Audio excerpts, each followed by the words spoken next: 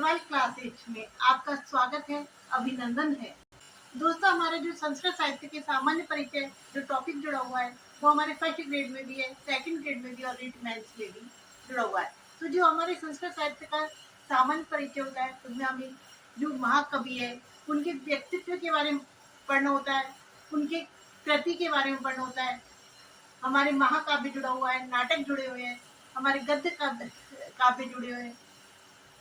हमारे इन सभी का हमें अध्ययन करना होगा। तो हमें जैसे महाकाव्य में कौन कौन से है, तो महाकाव्य में कालिदास है, रामायण महाभारत जुड़ी हुई है। हमारे फर्स्ट ग्रेड में तो वैदिक साहित्य भी जुड़ा हुआ है। वैदिक साहित्य में हम जैसे वेदों का अध्ययन करेंगे, आरण्यक है, उनका अध्ययन करेंगे, उपनिषद है, ब्राह्मण ग्रंथ है, सूक्त है, इन सभी का अध्ययन हम वैदिक साहित्य में करेंगे। जबकि लौकिक साहित्य में हम महाकवियों के, नाटककारों के बारे में, गद्य कवियों के बारे में, उनके सामान्य परिचय, जीवन से संबंधित सामान्य परिचय और उनके कृतियों के बारे में अध्ययन करेंगे। तो सबसे पहले हम संस्कृत साहित्य का जो सामान्य परिचय उसको देखेंगे कि उसका विभाजन कितने भागों में किया हुआ है। तो सबसे पहले हम संस्कृत साहित्य के विभाजन को देखने से पहले संस्कृत शब्द की व्युत्पत्ति देख लेते हैं। तो संस्कृत शब्द की व्युत्पत्ति, संस्कृत शब्द किस से बना हुआ है, किस प्रगति प्रत्यय से बना हुआ है। तो संस्कृत शब्द सम उपसर्ग पूर्वक डुक्रिय धातु से, कौन सी धातु आती है? एक आती है डुक्रिय धातु, उससे कट प्रत्यय करने पर, कौन सा प्रत्यय होता है दोस्तों? कट प्रत्यय करने पर क्या रूप बनता है? संस्कृत शब्द बनता है। लेकिन उससे पहले हम संस्कृत शब्द, यहाँ पर क्या होता है? एक आगम होता है। आगम कौन से सूत्र से होता है? तो वो होता है हमारा संपरिज्ञान करो तो मुख्य सूत्र से। यहाँ पर क्या आ जाता है? सुख का आगम हो जाता है और हमारा शब्द निष्पन्न होता है संस्कृत। और जो कट सूत्र होता है उसकी निष्ठा संज्ञक होती है। कट सूत्र से निष्ठा संज्ञक हो जाती है और कट प्रत्यय के जितने भी शब्द निष्पन्न होते हैं वो तीनों ही लिंगों में चलते हैं और रूप होते हैं। जैसे संस्कृत को यदि हम पुल्लिंग में लिखेंगे तो संस्कृत हो जाएगा रूप, ये हमारा पुल्लिंग का रूप बनेगा। यदि हम स्त्रीलिंग में लिखेंगे तो संस्कृता बन जाएगा, संस्कृता। और यदि नपुंसक लिंग की विवक्षा करेंगे तो यहाँ पर हमारा संस्कृतम बन जाएगा।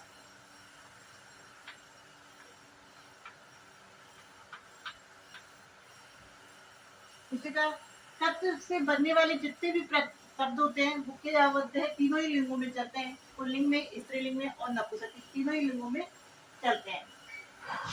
अब एक शब्द आता है साहित्य। साहित्य शब्द किस से निष्पन्न होता है? किस प्रकृति और प्रत्यय से निष्पन्न होता है? तो साहित्य शब्द साहित्य शब्द से क्षण प्रत्यय करने पर, कौन सा प्रत्यय करते हैं? क्षण प्रत्यय करने पर साहित्य शब्द की निष्पत्ति होती है। इसमें आदि वृद्धि हो जाती है और क्या हो जाता है? साहित्य। क्षण कैसा प्रत्यय है? तो ये तद्धित प्रत्यय है। कैसा? शब्दों के साथ लगते हैं तद्धित प्रत्यय, जबकि कृदंत प्रत्यय क्रिया के साथ लगते हैं। ये कृदंत प्रत्यय है। ये कैसा है? कृदंत प्रत्यय, ये तद्धित प्रत्यय है। अब हम संस्कृत साहित्य का विभाजन देखते हैं। तो संस्कृत साहित्य को का यदि हम विभाजन करें तो संस्कृत साहित्य को दो भागों में बांटा है। संस्कृत साहित्य को दो भागों में बांटा गया है। पहला है हमारा वैदिक साहित्य और दूसरा हमारा लौकिक साहित्य। वैदिक साहित्य में हम वेदों का अध्ययन करेंगे, ब्राह्मण ग्रंथों का अध्ययन करेंगे, उपनिषदों का अध्ययन करेंगे, आरण्यक है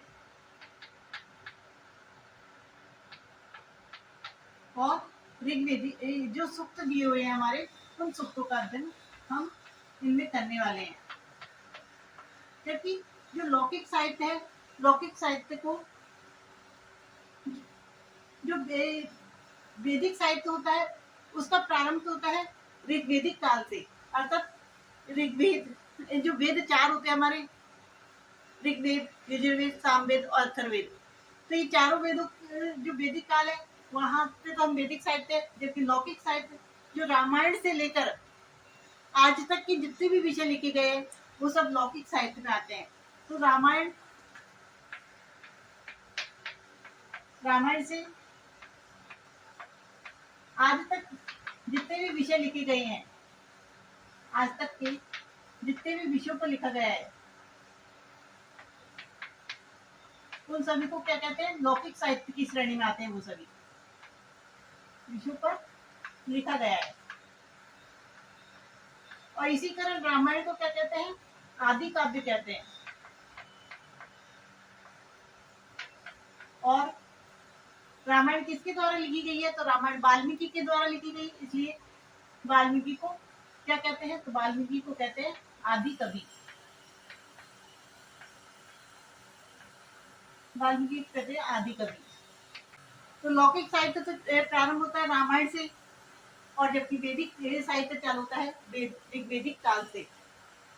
जो वेद हमारे 4 दे रखे हैं, उनमें हम जो ऋग्वेद है, यजुर्वेद है, सामवेद, इन तीनों वेदों को तो हमें ऋग त्रयी में शामिल किया गया है, अर्थात त्रिवेदों में शामिल किया गया है, जबकि अथर्ववेद को त्रिवेद में शामिल नहीं किया गया है। उसने उत्तर वैदिक काल की रचना मानते हुए उसे त्रिवेद से अलग माना है।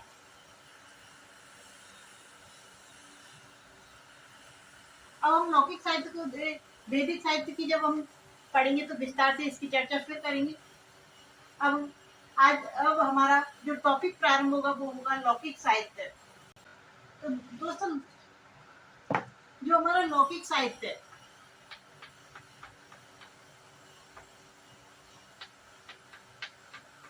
लौकिक साहित्य में हमें महाकवियों का अध्ययन करना है, नाटक कवियों का अध्ययन करना है, गद्य कवियों का अध्ययन करना है, इन सभी का अध्ययन करना है। तो सबसे पहले इसका विभाजन देखते हैं कि लौकिक साहित्य को भी 2 भागों में बांटा है। एक तो होता है श्रव्य काव्य और एक होता है दृश्य काव्य।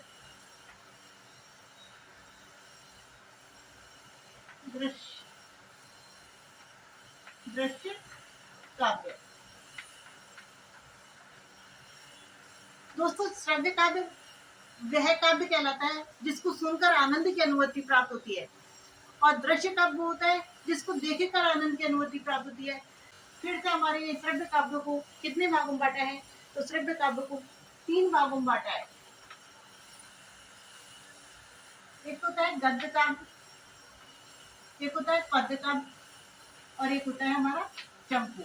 इस प्रकार श्रव्य काव्य को फिर 3 भागों में बांटा है, जबकि दृश्य काव्य को 2 भागों में बांटा है, रूपक और उपरूपक। रूपक कितने होते हैं? तो रूपक हमारे 10 होते हैं और उपरूपक होते हैं हमारे 18। गद्य को फिर से 2 भागों में बांटा है, एक होती है कथा और एक होती है आख्यायिका। कथा क्या होती है? तो कथा जो कवि के द्वारा कल्पित होती है, कल्पना के से जिसकी रचना की जाती है, वो होती है गद्य कथा। जो कवि के द्वारा क्या होती है? कल्पित होती है, कवि कल्पना पर आधारित होती है। जबकि एक होती है आख्यायिका।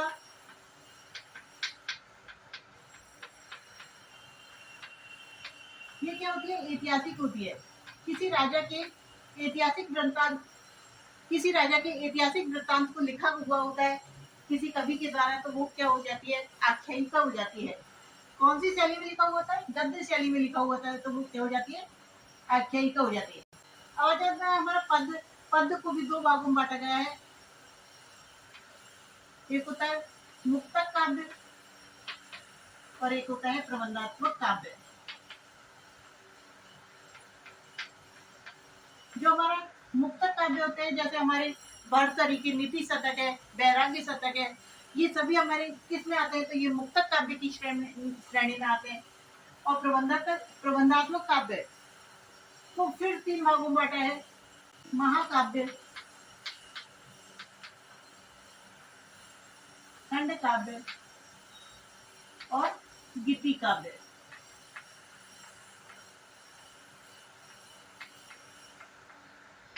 इस प्रकार प्रबंधात्मक काव्य को फिर 3 भागों में बांटा है। कालिदास का जो मेघदूत है वो गीति काव्य की श्रेणी में आता है।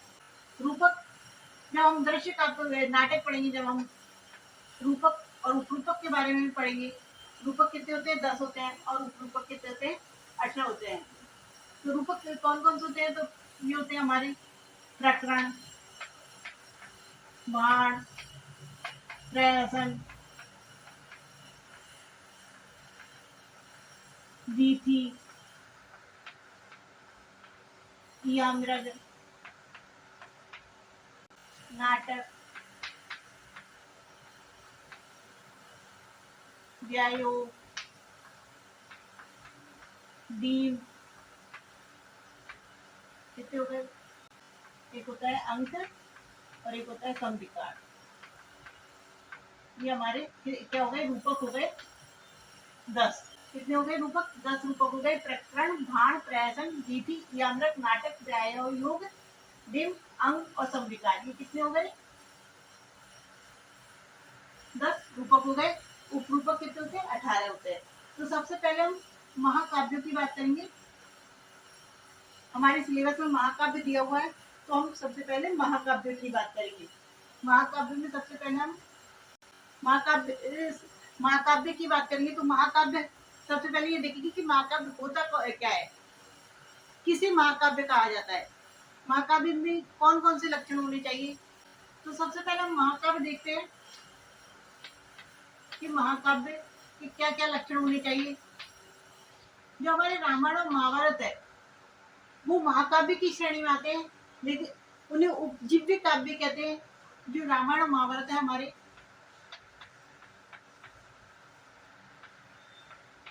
और महाभारत है, इन्हें इन दोनों महाकाव्यों को क्या कहते हैं? तो इन्हें उपजीव्य काव्य भी कहते हैं। उपजीव्य काव्य कहते हैं। क्या कहते हैं? उपजीव्य काव्य किसे कहते हैं? तो उपजीव्य ऐसे काव्य जिनसे अन्य काव्यों के लिए कथा वस्तु ग्रहण की गई हो, उन्हें उपजीव्य काव्य कहते हैं। तो जितने भी हमारे कालिदास की ग्रंथ है, हमारे व्यास की ग्रंथ है, वो सभी का कथानक कहाँ से लिए गए हैं? या तो रामायण से या महाभारत से, इनसे लिया गया है हमारे। तो सबसे पहले हम महाकाव्य तो देखते तो महत च असौ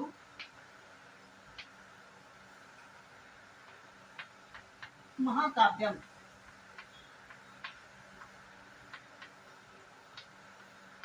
अर्थात जो महान है ऐसा काव्य क्या कहलाता है? तो महाकाव्य कहलाता है। इसमें कौन सा समास हो गया? हमारा कर्मधारय समास हो गया। कौन सा समास है हमारा? जिसमें भी महान लगा होता है, महा लगा होता है, वो कौन सा समास हो जाता है? वहां पर होता है हमेशा कर्मधारय समास। जैसे महात्मा है, महाकवि है, उन सभी में कौन सा हो जाता है? कर्मधारय समास हो जाता है। हमारे एक ग्रंथ है साहित्य दर्पण। एक ग्रंथ है साहित्य दर्पण। ये किसने लिखी है? तो ये लिखी है आचार्य विश्वनाथ ने। आचार्य विश्वनाथ ने लिखी है। आचार्य विश्वनाथ ने अपने ग्रंथ साहित्य दर्पण में महाकाव्य के लक्षणों के बारे में विस्तार से बताया। उन्होंने बताया कि महाकाव्य कैसा होना चाहिए। तो महाकाव्य सर्गों में बद्ध होना चाहिए, अर्थात उसकी कथा वस्तु सर्गों में बंद होनी चाहिए। जैसे हमारे किरातार्जुनीयम, शिशुपाल वध, नैदीय चरित, कालिदास की जो अपने ग्रंथ है कुमार संभव, रघुवंश, सभी लिखित सर्गों में बंधे हुए हैं। तो ये महाकाव्य की श्रेणी में आते हैं। हमारे दूसरा इन्होंने बताया कि महाकाव्य का एक क्या होना चाहिए? एक नायक होना चाहिए। नायक धीरोदात्त श्रेणी का होना चाहिए। कोई क्षत्रिय राजा भी हो सकता है, अथवा कोई देवता भी महाकाव्य का नायक क्या हो सकता है? अपना महाकाव्य का नायक हो सकता है। नायकों की उन्होंने 4 श्रेणियां बताई कि धीरोदात्त होता है, एक धीरोदत्त होता है, एक धीर ललित होता है और एक धीर पिशान।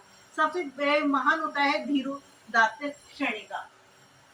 तो उन्होंने आचार्य विश्वनाथ ने जो लक्षण बताए साहित्य दर्पण में महाकाव्य के लक्षण।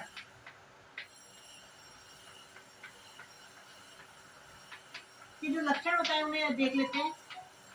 दोस्तों जो सामान्य परिचय होता है उसमें से भी क्वेश्चन आ जाते हैं। एक सामान्य क्वेश्चन आ जाता है कि आचार्य विश्वनाथ के द्वारा साहित्य दर्पण लिखी गई है, तो साहित्य दर्पण किसके द्वारा लिखी गई है? तो आचार्य विश्वनाथ का ग्रंथ है। तो सबसे पहला लक्षण तो है कि महाकाव्य कैसा होना चाहिए? सर्गबद्ध रचना होनी चाहिए। उसकी कथा वस्तु कैसे होनी चाहिए? सर्गों में बंधी हुई होनी चाहिए। दूसरा, उसका एक क्या होना चाहिए? नायक होना चाहिए। नायक या तो क्षत्रिय राजा हो सकता है अथवा या कोई देवता भी हो सकता है, लेकिन कैसा होना चाहिए? धीरोदात्त श्रेणी का होना चाहिए। एक नायक होना चाहिए, एक नायिका होनी चाहिए। लेकिन कभी कभी नायिका भी नायिका भी महाकाव्यों की भी रचना की जा सकती है। उन्होंने बताया कि महाकाव्य में एक क्या होना चाहिए? प्रधान रस होना चाहिए। अन्य रस गौण रूप में विद्वान हो सकते हैं, जैसे हमारे रामायण में करुण रस प्रधान है, अन्य सभी रस गौण रूप से उसमें विद्वान है।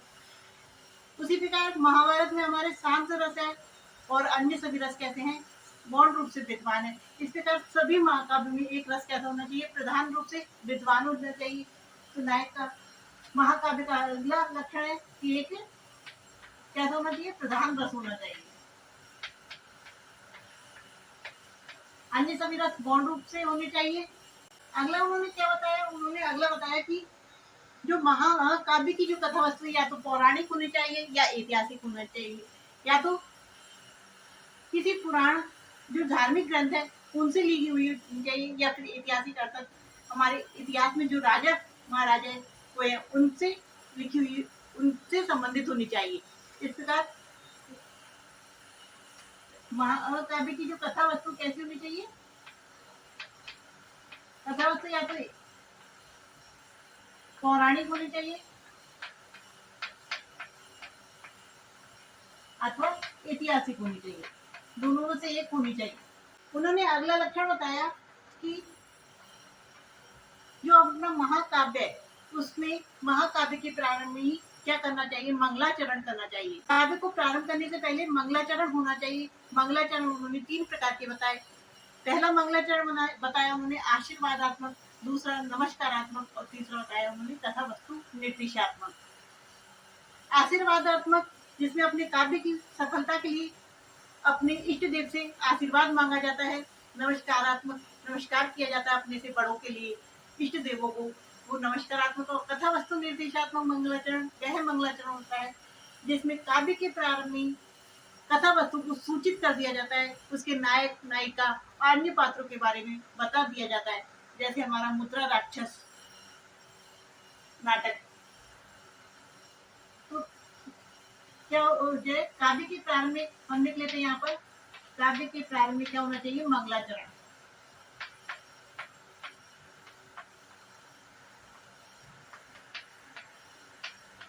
मंगलाचरण होना चाहिए।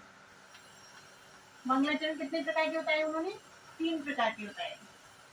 अगला उन्होंने लक्षण बताया, महाकाव्य का अगला लक्षण बताया कि जो हमारा महाकाव्य है उसको लिखने का उद्देश्य क्या होना चाहिए? पुरुषार्थ चतुष्टय में से एक होना चाहिए। अर्थात जो हमारे धर्म ग्रंथों में 4 पुरुषार्थ बताए हैं, धर्म, अर्थ, काम और मोक्ष, उन चारों में से एक उस महाकाव्य को लिखने का उद्देश्य होना चाहिए। अर्थात अर्थ की प्राप्ति है, धर्म की प्राप्ति होगी उस महाकाव्य को लिखने से, अथवा काम की प्राप्ति होगी या मोक्ष की प्राप्ति होगी। इन चारों में से एक उद्देश्य को की पूर्ति के लिए वो महाकाव्य लिखा होना चाहिए। पुरुषार्थ चतुष्टय की प्राप्ति का उद्देश्य होना चाहिए। अगला उन्होंने बताया प्रत्येक सर्ग में एक छंद होना चाहिए और सर्ग के अंत में उस छंद को बदल देना चाहिए, और प्रत्येक सर्ग का क्या नामकरण भी होना चाहिए।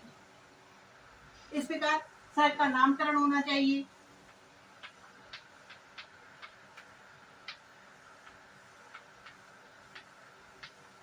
प्रत्येक सर्ग का क्या होना चाहिए? नामकरण होना चाहिए।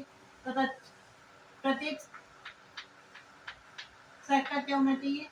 तो प्रत्येक सर्ग का एक छंद होना चाहिए तथा तथा छंद को सर्ग के अंत में बदल देना चाहिए।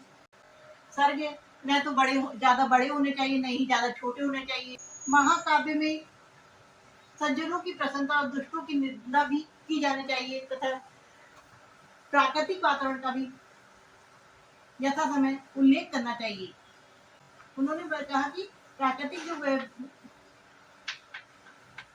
चित्रण प्राकृतिक जो चित्रण है उसका भी यथा समय उपयोग होना चाहिए। इस प्रकार महाकाव्य के लक्षण बताए कि सर्वबद्ध रचना होनी चाहिए, एक नायक और एक नायिका होनी चाहिए, एक प्रधान रस होना चाहिए, अन्य सभी रस गौण रूप से उसमें विद्वान हो सकते हैं।